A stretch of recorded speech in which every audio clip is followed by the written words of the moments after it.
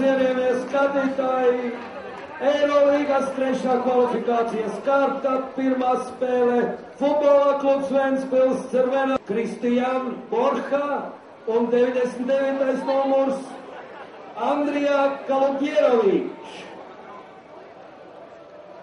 Komandas treneri Žarko Jurovič. Šīs dienas spēle tiesā